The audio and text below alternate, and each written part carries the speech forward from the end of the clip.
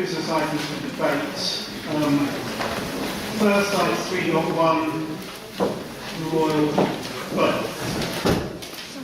Councillor Cornelius, Mr. Mayor, we're of course all of us deeply grateful that you have written on our behalf to the royal family and congratulated them on the birth.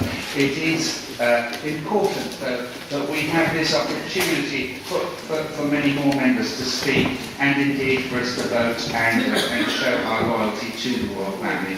Our monarch is a matter of great pride to us. And I don't suppose it's very often that the late and very large King Farouk of Egypt is quoted, but he predicted that, for some of us, Councillor Carman, but he predicted that by the end of the 20th century that there would only be 5 monarchs left, the Queen of England and the King of Diamonds, Hearts, Spades and Clubs. Unfortunately, he was wrong. We have many monarchies in Europe. Indeed, it is the mode in Western Europe. We have lots of monarchies. The continuity the monarchy gives to us is very important, and now having the Queen and 3 spare kings to follow her, we are indeed fortunate, and we have constitutional certainty for decades ahead.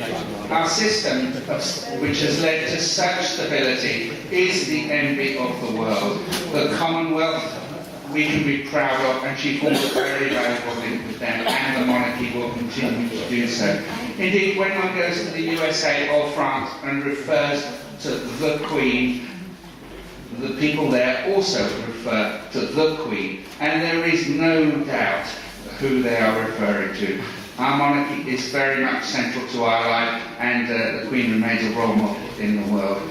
The nation, of course, exulted at the birth of a royal prince for his own sake, just in the same way as we all rejoice in this council at the birth of heirs to our councillors, which we've had in recent weeks. There's something we can be proud of. But this is personal. But there is also the constitutional centrality of having a prince. The royal family will continue. We can be deeply grateful we do not have a president or a very presidential prime minister. And that's bad luck, Mr. Blair. I'm sorry about that. No job there for you, sir.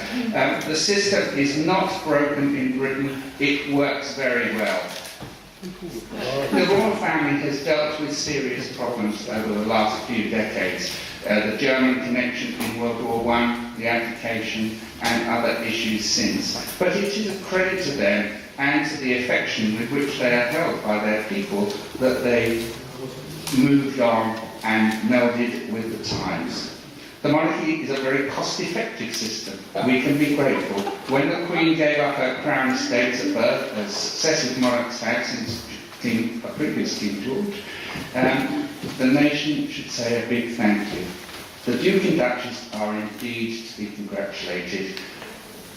Our country is something that we should be really proud of, and they are part of the pride with which we have. They are at the centre of our national life. At the council meeting some time ago, when we congratulated Her Majesty on the Diamond Jubilee, there was some question as to whether we had spoken at length, and indeed we were castigated for just bringing the matter forward as a very short item. We've not failed this time, and we have the opportunity to speak and express our loyalty. And let's be very certain, we are loyal to the Queen. She is the embodiment of our Constitution in that she denies power to other people. She has very little power herself, but we can be very pleased with her. So I would like this motion to go forward, of course, and we are very pleased to have his wife on his Prince George.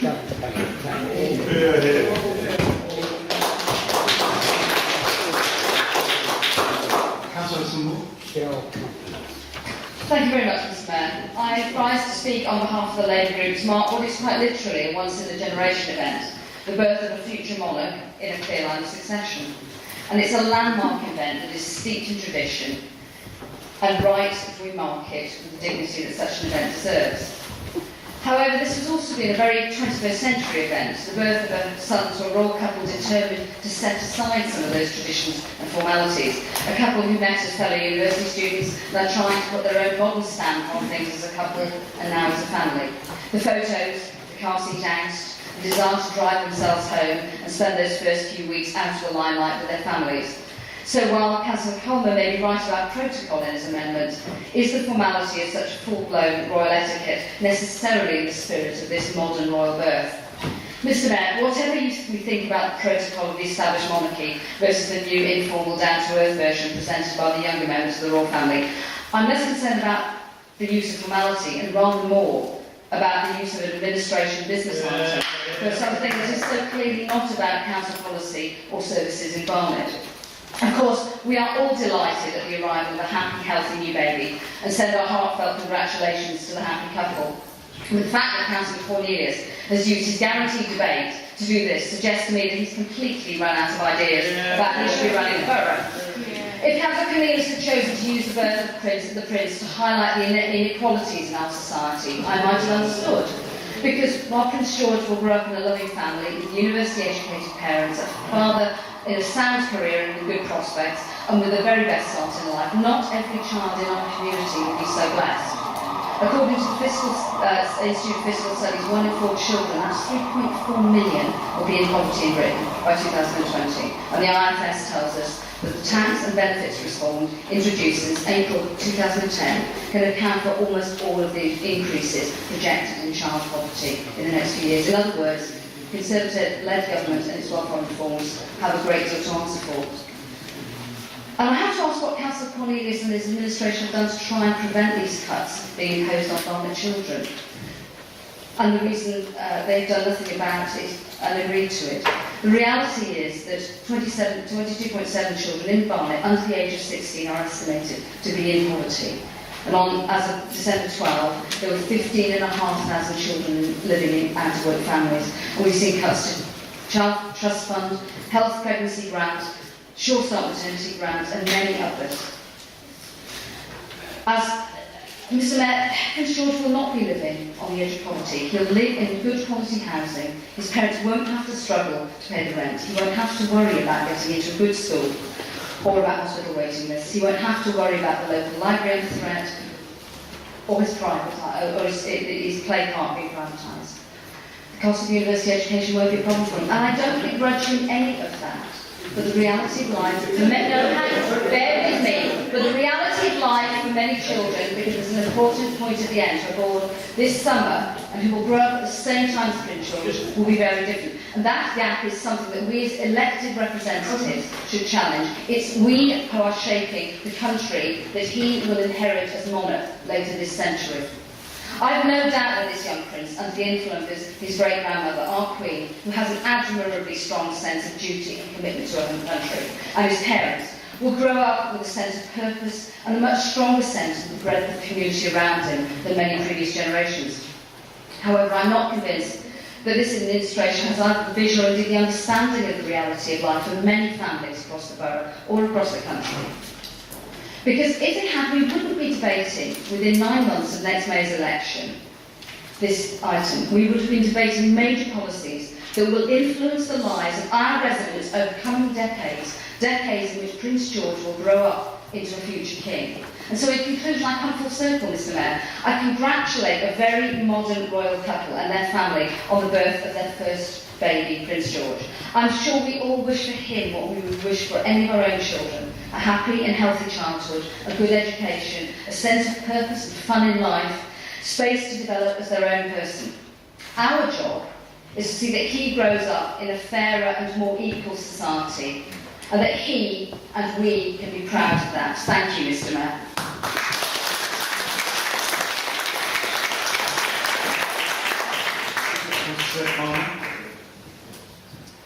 I'm not quite sure where to go from that. I think I can say honestly that I agree with Councillor Cornelius. I'm surprised actually at the amount that he managed to say. But with Councillor Moore, I am somewhat surprised that we're having this not as an extra item, but as the actual item brought forward by the administration. Having said that, I would like to say that, of course, the Liberal Democrat group would like to add their congratulations to the young couple on the birth of the prince. I notice he has rather a lot of names for such a small baby.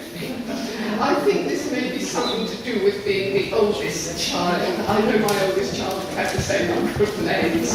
And also, I think, if I can just go back to what Councillor Moore said, she used the term Her Majesty's Government, in that it's Her Majesty's Government, not the royal family, that set the way that this country will be behaving by the time, please God, this young prince comes to the throne. And I think we can hope, all of us, that Her Majesty's Government, of whatever political persuasion it may be by that time, will have made this country into a more equal society, one into which every child can look forward a future which will enable them to develop to the best of their ability. And I think this must be something that we hope that the young prince will have a country of this sort to reign over when it becomes his turn to ascend the throne. The only other thing I think I can say, and you will not be entirely surprised by this, is that if the council would like us to send a gift to the young prince, I would be happy to design a garment.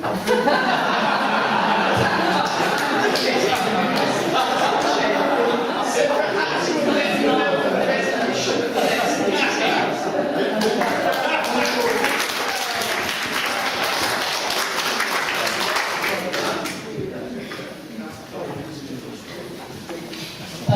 Thank you, Mr. Mayor. I have to say, before I start on the basis motion, I agree with Councillor Moore. This is a flagrant misuse of administration business item.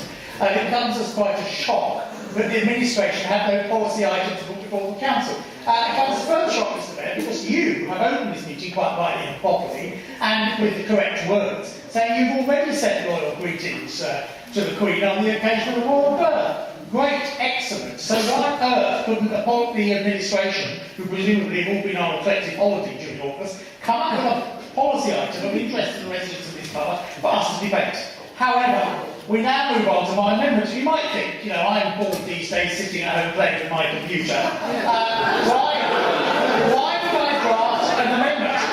And why would I draft an amendment? The reason is, Mr. Mayor, because there's only one way to do these things, as you will know, and that's the correct way. And it's all very well to talk about the modern monarchy and all the rest of it, but I would contend that the monarchy is loved and adored in this country because it doesn't modernise every 5 minutes, because it doesn't go with the trends, it doesn't go necessarily with public opinion, it stays the same. It is a continuity about the only thing that is in our nation's life. So therefore I have drafted an amendment which actually I would suggest Mr. Mayor brings it in to order and makes it far more sensible as a motion before us. Mr. Mayor, I took a look about the birth of Prince George. Well, of course, there was a former Prince George of Cambridge, as I'm sure all the historians in the Chamber remember. And of course, those of you who go down Whitehall will have seen his statue mounted on his charger, clutching his field marshal's baton, because Prince George of Cambridge was cousin of Queen Victoria, Commander-in-Chief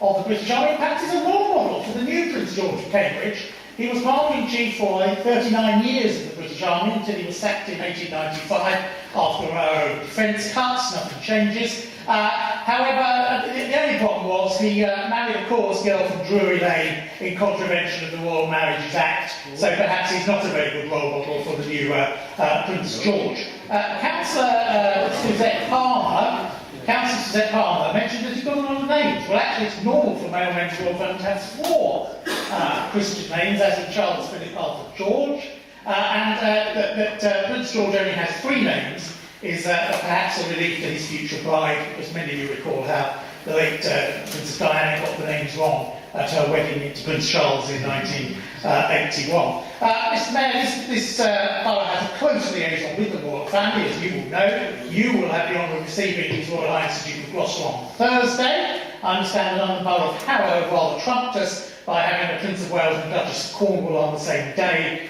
to former RAF Bentley Priory, but the Duke of Gloucester has given much service in this borough, attending many events. I can think of the opening of Frith Manor School, I can think of Barnet College, I can think of the only East Barnet School, his visit to St Tina of St Michael's Catholic Grammar School, St Tina Infantry Hall, and of course his visit on but of course another absence from this motion before us, Mr Mayor, is the name of the Duchess of Cornwall, who is increasingly giving great service to our nation as the consort of the Prince of Wales. So my amendment is not to cause trouble, it's actually to correct the many drafting errors in the administration business. I'm tempted to say over for the return of Mr Lustig, because we could never got this wrong if he'd have been here. But Mr Mayor, I hope you will support Max Keller, indeed, Councillor Keller reminds us Mr Max Keller, CBE, you can get that for getting the motions wrong. But I hope you would accept that the amendment I have placed makes it far more logical, sensibly, and I have to say, correct, Mr Mayor.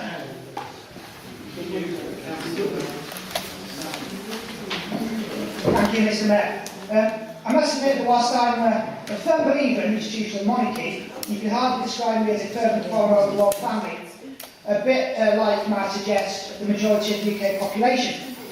In this regard, I know that a recent opinion poll in the Sunday Telegraph found that 2/3 of the public thinks Britain is better off as a monarchy than it would be as a republic, with over half of respondents saying that Britain would be worse off without the royal family. Therefore, now we have the Prince George, the succession would appear safe, as 3/4 of the public, among all age groups, expect Prince George to be king one day, even though this event is not likely to happen for at least 50 years.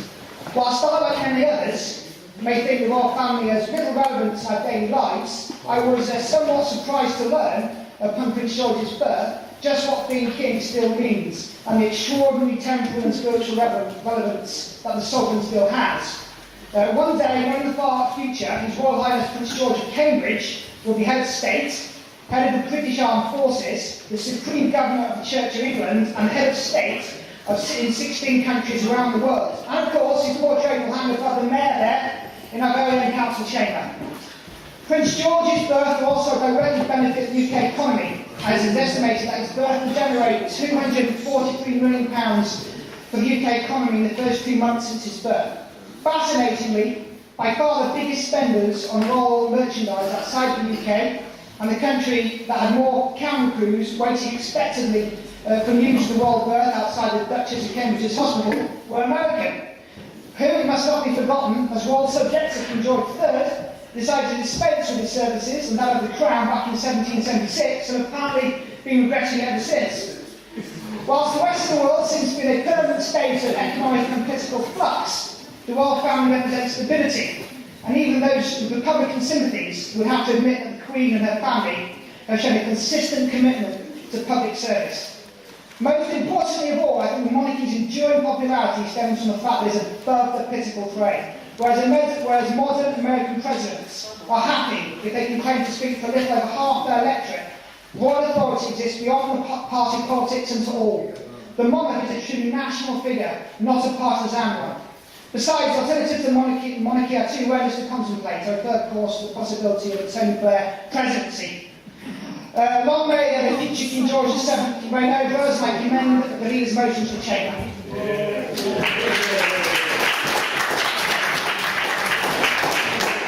Councillor Perry, please. Mr Mayor, may I begin by offering my own personal loyal greetings to Her Majesty the Queen and the royal family on the birth of our future King. On this day, as on the 22nd of July, in this borough, up and down the country and across the world, feelings of pride and joy will have been inspired by the birth of a baby. In that these common emotions will have been shared by those close to the newborn Prince George, he is like any other child.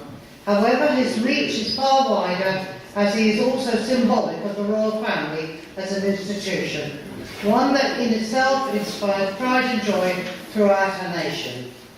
The last 3 years have provided us with several royal occasions that have unified the people in celebration. The marriage of the Duke and Duchess of Cambridge, the Queen's Diamond Jubilee, and the birth of Prince George have not only been about celebrating milestones in the lives of our royals, but reflecting on the power of love, service, and hope in all our lives. We have shared the essence of life and citizenship with our neighbours and within our communities in a way that we often do not think to do. Loyal love for one another, giving ourselves in service to something bigger, looking ahead with hope for the future. These romantic ideals have been at the heart of our recent engagement with the royal story. As a public servant, we are all in this chamber this evening. I have been inspired by the example of Her Majesty the Queen and the royal family, whose combined generosity of spirit, immense hard work and unparalleled diplomacy can easily be overlooked by those intent on focusing on factors of privilege. Their collective charity work has enriched millions of lives across the world, including many in Barnet, and the loyalty they encourage has sustained many of our great institutions for centuries. They take their responsibilities with the utmost seriousness and application, particularly with regards to our armed services, to which they are so important. That the Queen and the Duke of Edinburgh have given over 60 years of dedicated and unwavering service is emblematic of their desire to serve and the value they place on duty. As a nation and a Commonwealth, we should be, and generally I believe we are, most grateful. The royal family have proven to be our most tireless and effective ambassadors. It is for these reasons that our royal family is the envy of the world, loved and respected internationally. Yes, there is pageantry and spectacle, and a long history to which it alludes, and all that is indeed wonderful and enriching, but it is the values and virtues which stand behind the pomp and are represented by that give the royal family, and by extension the UK, its unique quality. The pride and joy wrapped in the swaddling clothes is as much the substance of these qualities as the hope that they will endure for many generations to come, as it is the pride and joy of a baby's birth. Either way, we have once again embraced an opportunity to be positive about our country, something we mastered last year in the rapid succession of the Diamond Jubilee and Olympic and Paralympic Games. Perhaps there was something of a Jubilympic spirit, which consisted of a gentle and confident patriotism, celebrating the achievements of our individuals and our place in the world. Our usual divisions could be lost in joining to celebrate people who stood for us all. I commend the motion. Thank you.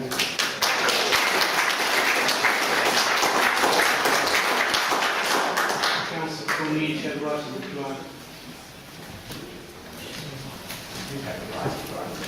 3 minutes.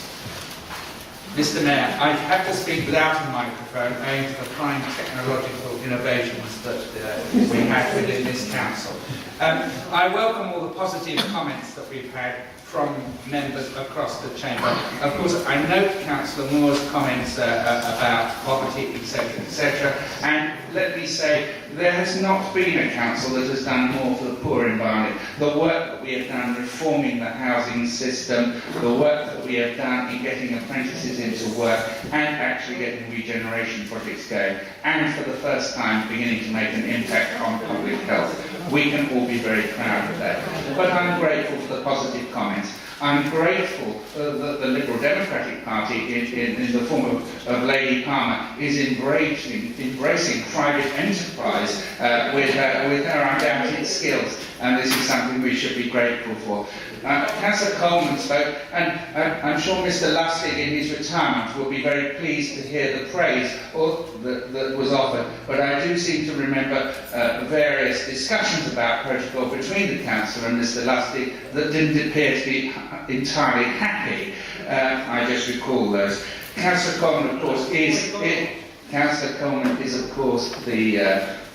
self-appointed expert in protocol, and we're grateful for that. But since the Mayor has already sent royal greetings, I think we should keep the motion simple and effective as it is there. And I really hope that all members across the chamber can embrace this motion. Thank you. Right, I take the vote now on Councillor Coleman's Those in favour, please show. Those against?